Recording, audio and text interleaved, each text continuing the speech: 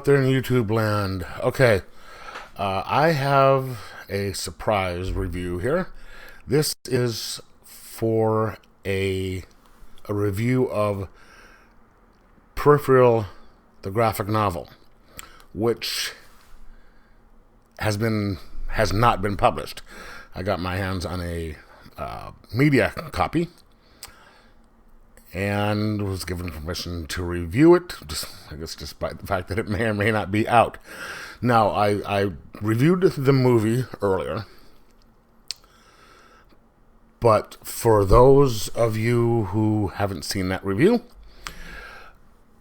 Peripherial is the graphic novel is virtually the same as the movie, or should I say the movie is virtually the same as the graphic novel. One of the closest book to screen translations that I've seen. It is basically about a woman by the name of Mary Johnson, I think the last name was Johnson, who is working on her sophomore novel. First book was called Bite the Hand, and it was kind of this counter-revolutionary book that set off a movement, and there was kind of riots, and so it was just kind of this anti-establishment type of book. And so she's attempting to work on her second book, and is just blocked. Can't think of anything. And she is old school and writes on a typewriter.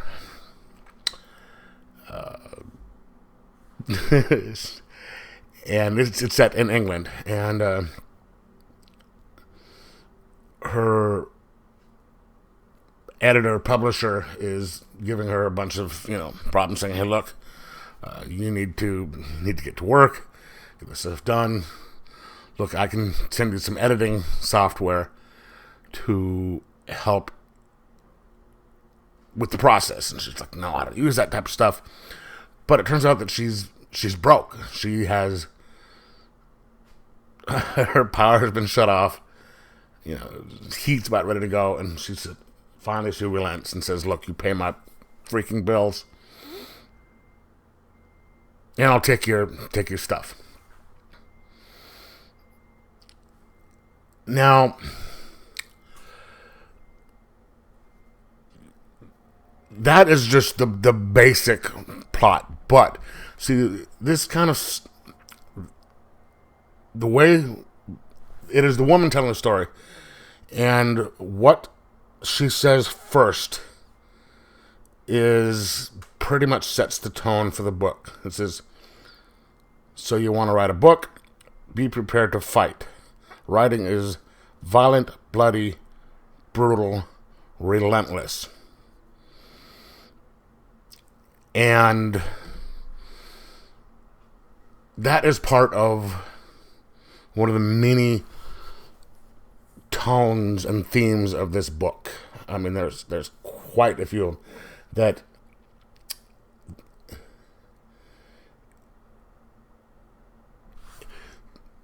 she's getting pressure from her publisher to write a certain type of story, and she's like, "No, I want to write, I don't want to write this crap that comes out today. I want to do art. I want to be truthful. I want to, I don't want to say subversive, but she doesn't want to do any of the pop culture type of stuff that comes out." And she's a big fan of Kurt Vonnegut, Jack Kerouac, things like that, or people like that. And there is a debate going on between her and her publisher. What is truth? That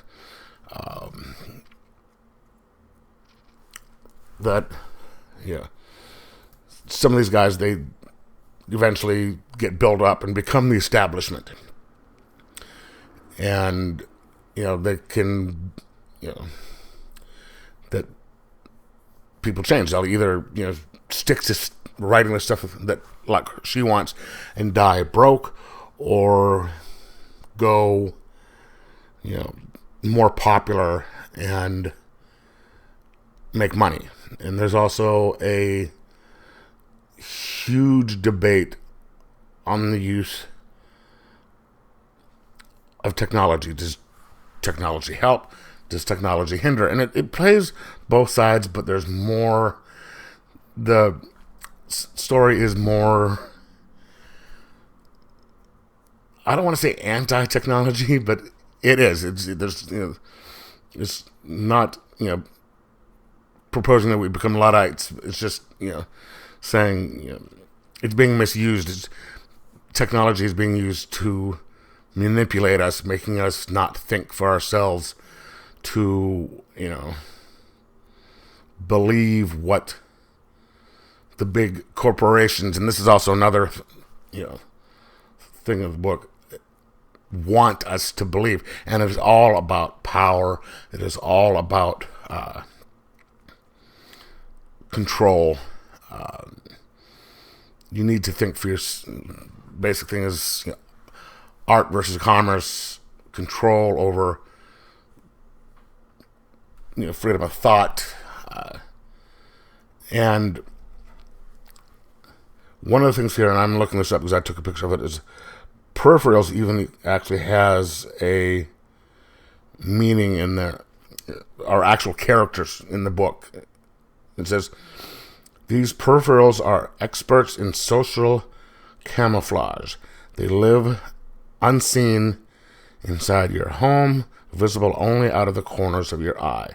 They'll influence everything you do.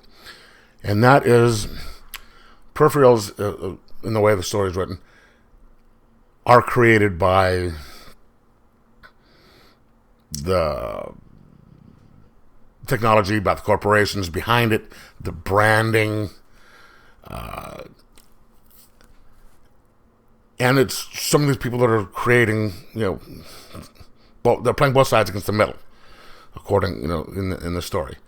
And that's what causes that stuff inside your head, the blockage, you not being able to think. And this also speaks of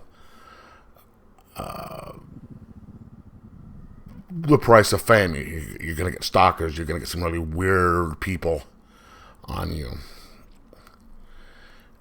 after you. And, she's got a fan who was sending her videotapes, which is weird, and where she's actually bite the hand and stuff into her arms, and so you're getting stalkers, people, and, they're being manipulated too. Her publisher is getting plastic surgery, and after she gets done, she looks the same. And Mary points this out and says, I reinvented myself. But it's his way of showing that you reinvent yourself, you're still the same thing, basically. So, I mean, this goes a little bit more into it than the movie did, but there are some direct dialogue lifts from the comic in the movie, and it is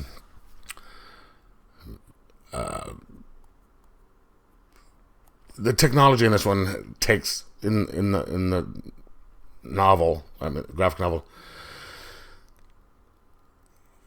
becomes almost sentient because it's trying to control her. It's making the decisions for her on certain things, because there's all these different types of verbiage things, and it's when they said it was an editing program, it is trying to turn her stuff into the popular things of the day, using the pop culture type stuff, switching her female character to male because people might think that it thinks that people would like it better that way, and she has to fight for that. So it's artistic integrity against commercialism, corporations against individuality, fame versus fame versus anonymity. You know, it is just unbelievably kind of freaky, and it even has a kind of an allegorical. It's just weird. Gets kind of impregnated by the machine while she's making the writing her novel. So it's a figurative and literal baby that she's making. You know, the book would be the baby, and the baby that she births, which is plastic, is the literal baby. So it's just, it's just, wow. I got done watching the movie thinking, what the hell did I just read? In the best of sense. And in this one, it's just like, yep, same thing. It is some of his best work. Oh, geez. Dan Schaefer. I'm sorry. Dan Schaefer wrote it, and Vince Locke drew it. I should have brought this stuff up at the beginning, give credit where credit is due. But if you have read any of Dan Schaefer's stuff, this is up there with some of his best and weirdest stuff. And I cannot recommend anything he does any more than I already do. I mean, this guy is one of my favorite writers, and he does some really fun stuff that you're sitting there going, okay, I don't know whether to really just enjoy the hell out of this or take a shower, or both. I mean, hell, sometimes you need to take a shower, but I don't think you don't know if this is actually going to be coming out in graphic novel form. But if it doesn't, do get the movie. It's on Amazon Prime. It's only $4.99 for rent, and I forget how much it is to buy. But if you want a really good movie, I feel weird plugging the movie when I'm reviewing the graphic novel, but sit down and watch it. And if the graphic novel ever comes out, pick it up. It's enjoyable. I'm giving it a 4.5 out of 5. It's incredible. Talk to you later. Enjoy your comment.